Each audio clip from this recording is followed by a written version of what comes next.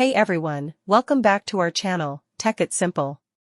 Today, in this brand new video, I want to show you how you can easily download or install the MyBlock app on your device.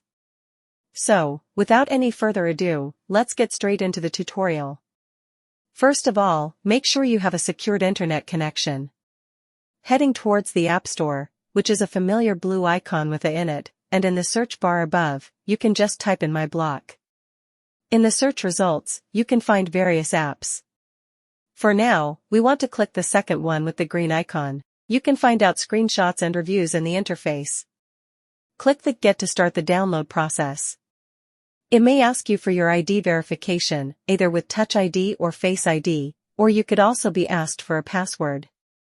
Verify your identity, and here we go, MyBlock has started downloading. MyBlock has been downloaded. Open the app and enjoy, guys. Finally, MyBlock app has been installed on your device. Thank you so much for watching the video till the end. We will bring more of this type of content in upcoming days, so make sure to hit the like button.